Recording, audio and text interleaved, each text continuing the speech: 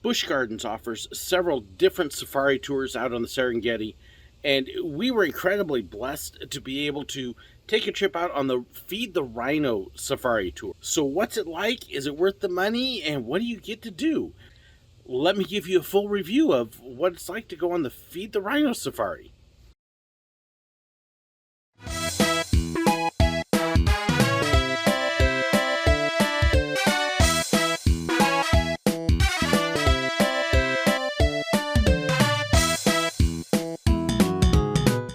If you check out Busch Gardens Tampa's website, you'll notice that they do offer some extras, some safari tours, some VIP tours, and some things like this. Years ago, we got to do the basic Serengeti safari tour, where you get to load up on a flatbed truck and go out and feed the giraffes and some of the antelope and some of the other animals. But one of the others they offer is a Feed the Rhino safari. This Rhino safari is unique to Busch Gardens Tampa.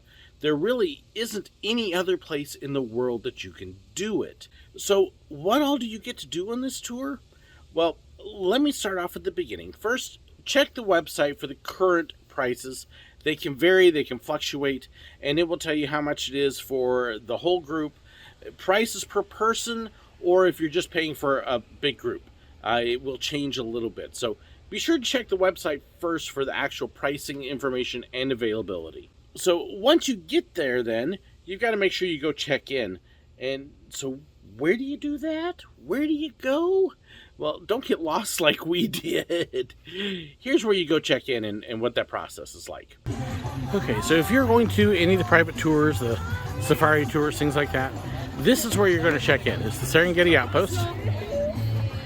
And it is right by the railroad tracks, heading down that direction. You also see there is a restroom and a snack bar, and then the actual train station over here is there. So I'll give you a little idea where we're at. So after giving them your name, putting your stuff in a locker that they have there so you can keep it safe, make sure you get drinks. They generally don't want extra bottles. They have a water jug on the truck, but they don't have water bottles or anything available like that for sale. So hydrate before you get out there because it's going to be hot. There's no cover on the trucks. There's also no bathroom on the trucks. So if you got to go and you're out in the middle of the safari, tough luck. Make sure you use the restrooms, lock your stuff up, hydrate, and then get ready to go. You're going to walk around and actually load up on the back of a big flatbed truck with a fence around it. Dun, dun, dun, dun, dun, dun, dun, dun. And away we go. On your way out into the Serengeti itself, you'll pass Cheetah Hunt, you'll pass the old Rhino Rally site, and several other spots. Pretty much all of the safaris offer feeding the giraffes, and this one was no exception. And you have to kind of learn the tricks they use to feed them correctly. Giraffe feeding 101. That's on to get that piece of lettuce.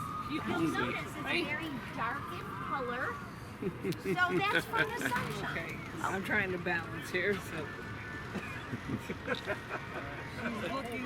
Wait, somewhere in there. You have a giraffe fur all done back your shirt now. Oh well.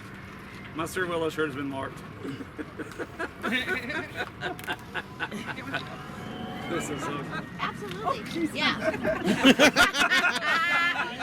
And even then, it's not a guarantee the giraffe is going to like you. Yeah, because, you know, this one just really liked me. Or not. Or something. It's just... All right, so everyone go ahead and hang on tight. I'll take a picture, George, if you like. All right. She's just like not liking you. Do you blame her? So she already knows they're waiting for their... There it goes. There it goes. And then In any case, feeding the giraffes out there is an incredible photo opportunity. It's just a lot of fun. You'll get to see a lot of the other animals out there. They will talk about them as well. But then the unique part about this is going over to one of the rhino enclosures. You're met with a whole bunch of the different trainers and people who work with the rhinos. I've got Ben, Rachel, and Chase all with me today. We're part of the Rhino team here. We're going to get a close look at Jody in just a second. There's a few rules before we head on in there just for your safety. They're happy to share stories with you.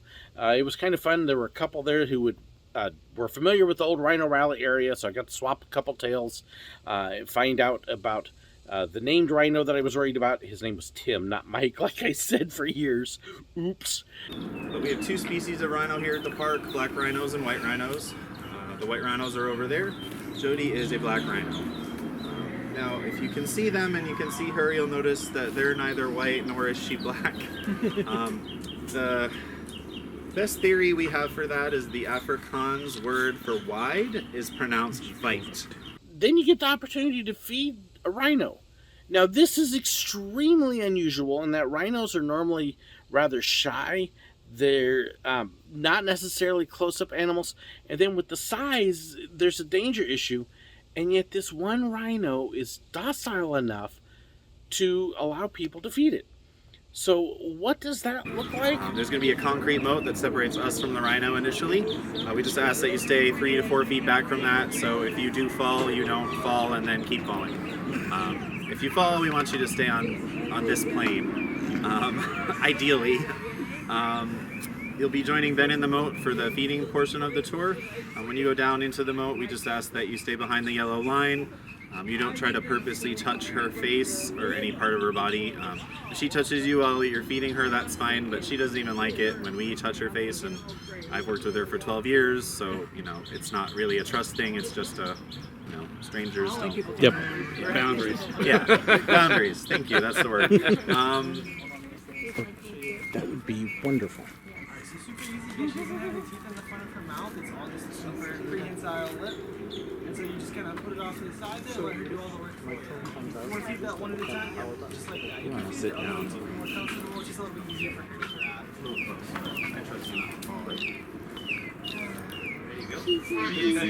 She just have a little bit of an olfactory response. You can see a little bit of mucus coming out of her nose. That's her getting excited to meet you guys. So, Rhino's primary senses are smell and hearing. So by her releasing that mucus from her nose, it traps her scent. Big and gray. She doesn't do that when she's not. She goes around and she sees all the time. You guys smell good nature sense. Yes, I'm realizing I had the wrong rhino spot because I was thinking the the one over there. Is, Do they still have the keeper station over there for the rhinos? Oh, the white rhino interaction? Yep. Okay. Well, the two rhinos that used to live on Rhino Rally, Jethro and Tim. Tim is at the Fresno Zoo, and he's fathered 2 calves. Okay. And Jethro is at a park in Arizona, and I do not know his breeding status. Tim is the one I was thinking of when I said Mike. It was Tim.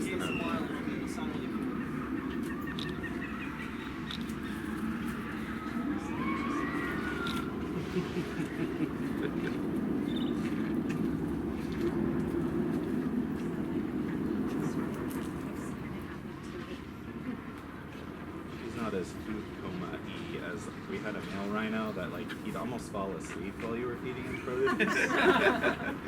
His eyes would just start to close and he just stopped chewing for a few minutes. I'm so relaxed. We called it food coma. It would overlap in the wilds, but she couldn't really handle the trucks and the trains. We'll switch to Black some rhinos are a little more sensitive. You guys want to switch to Anytime you have a solitary animal, Let's try and it's save going these to for be the more end. sensitive, But more protected, more defensive.